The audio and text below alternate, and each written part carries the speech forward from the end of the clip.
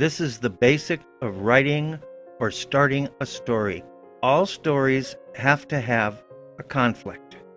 A conflict is man versus man versus government, man versus nature, man versus beast, man versus themselves, man versus a woman who doesn't want to fall in love with him, but he wants to pursue anyway, woman who's looking to capture a man who doesn't want to be captured because maybe he's already comfortable with what he is.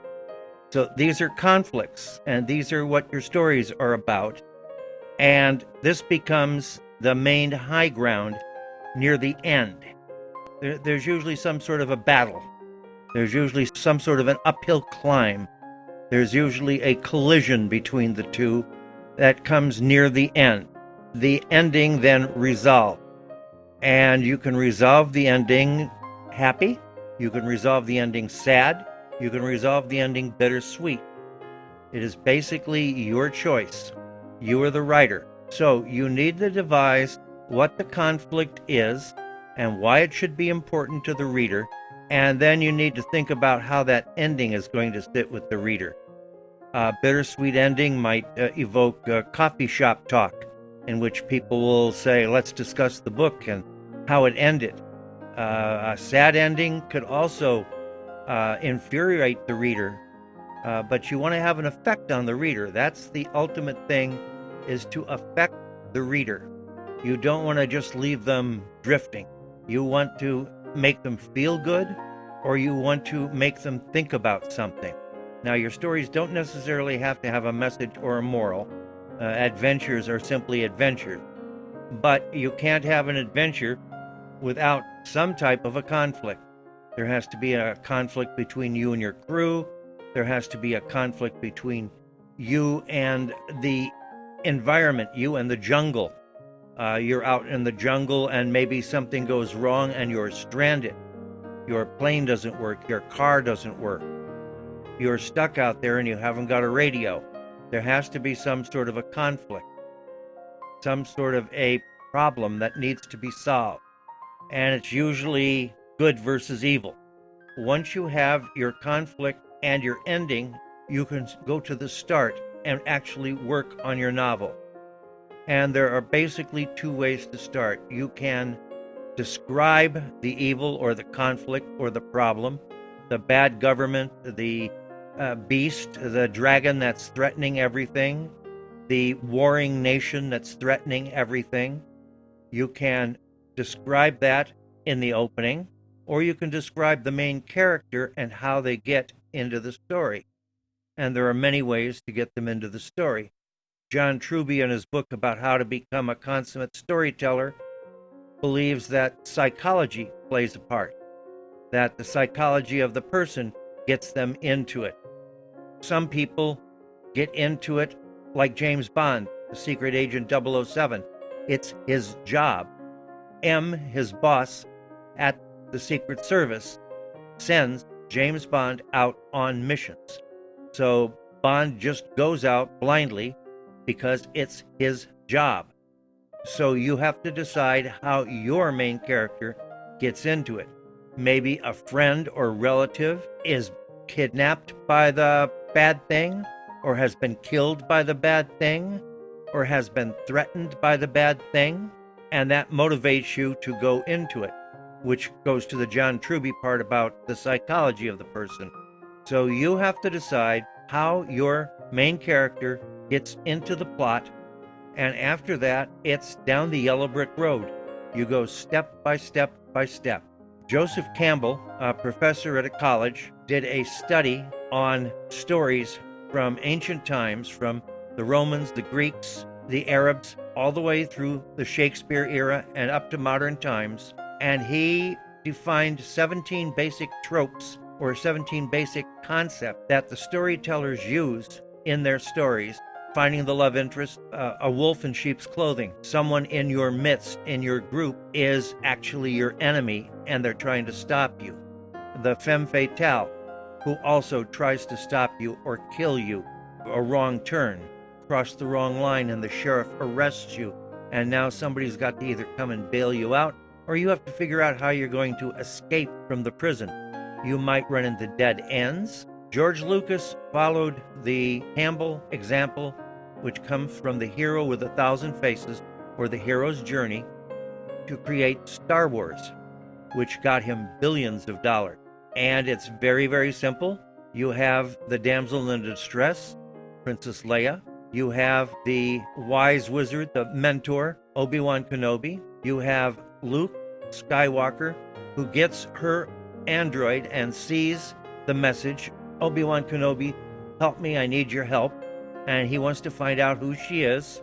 And he follows the droids, and they meet Obi-Wan Kenobi, and he talks about the Jedi Knights, which is the mystery thing, which is the magical thing. And Luke turns him down because Luke has to go back to his aunt and uncle and farm. But when Luke goes back, he finds out the Empire has killed his aunt and uncle because they think they got the droids. And the Empire is looking for those droids because they want the plans to the Death Star. So now Luke has nothing to lose. So he goes back to Obi-Wan Kenobi and says, I'm ready, let's go, teach me to be a Jedi. And now they meet with allies and friends. Han Solo, Chewbacca, of course they have the droids, 3CPO and R2-D2, and they head out and were caught in a tractor beam and they're dragged into the Death Star. They have to figure out how to escape that, and in the process, Luke learns that the princess is there, and he has to convince Han Solo to help him free the princess. Then they free the princess. Obi-Wan Kenobi releases the tractor beam. They zip out of there and go to the rebel base, but there is a wolf in sheep's clothing. There is a tracker on their ship. So the Empire knows exactly where the rebel base is because they have a tracker. They have a wolf in sheep's clothing that is feeding them information. We go to the rebel base where Luke decides to fight, and they learn where the weakness in the Death Star is, and they go to try and blow it up. Luke, who has been trained in the Force, uses the Force or magic or mystery to destroy the Death Star, and then they are rewarded with awards and money. That's the basic story of a adventure. But the conflict is the Empire versus the rebels. The conflict is the Death Star, which kills planets, which the Empire is going to use to kill rebel planets. So that's your conflict. And the other conflicts were Luke having to be a farmer, so he can't go off and become a Jedi Knight, so that's a conflict. The being dragged into the Death Star by a tractor beam, that's a conflict. Your chapters need some conflicts. So you devise your chapters with conflicts. And a chapter, and they don't always have to have conflict.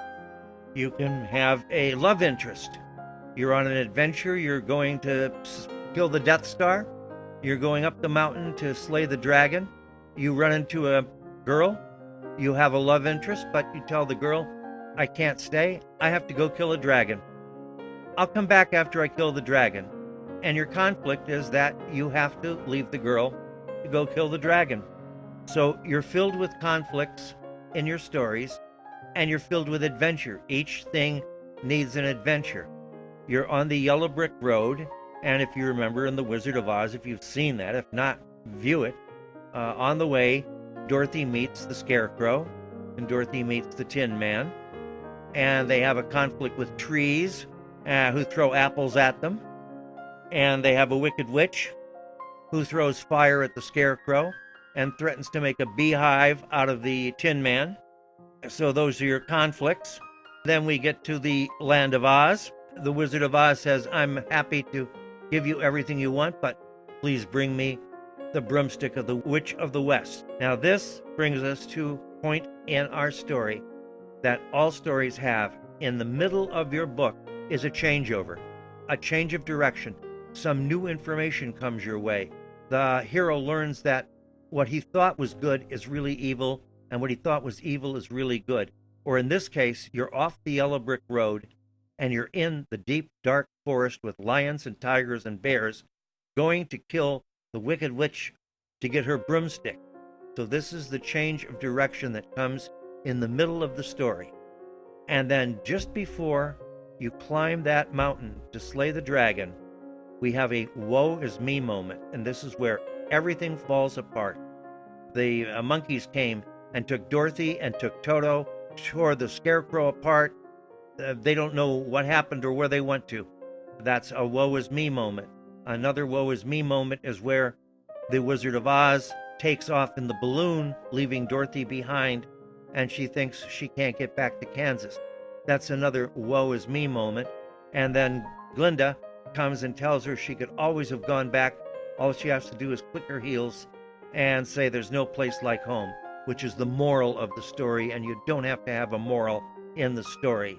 Stories that have morals are things like The Grapes of Wrath, The Old Man and the Sea, Moby Dick. These are stories about man versus government, man versus nature, man versus themselves.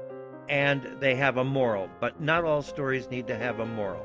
And not all romances need to live happily ever after, but Harlequin wants it that way if you want to get published by Harlequin. They want 80,000 words or 60,000 words with a happy ending.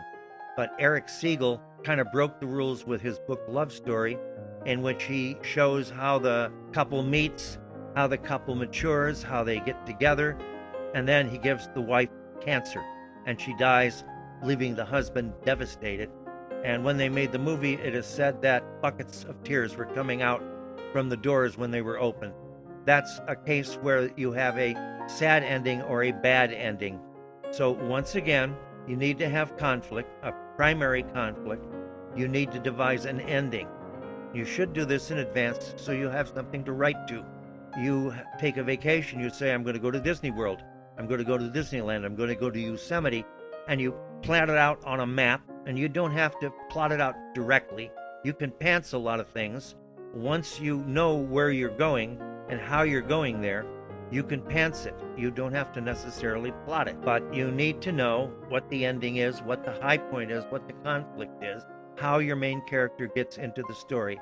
And after that, it's just tropes. It's just love interest, dead ends, the wolf in sheep clothing, stopping you, holding you back, giving you wrong information. And then we have the change up in the middle, the woe is me moment, and then you climb the mountain and fight the dragon. And that's basically your story. All stories basically are like this with some modification. So if you found this useful, give it a thumbs up and don't forget to subscribe.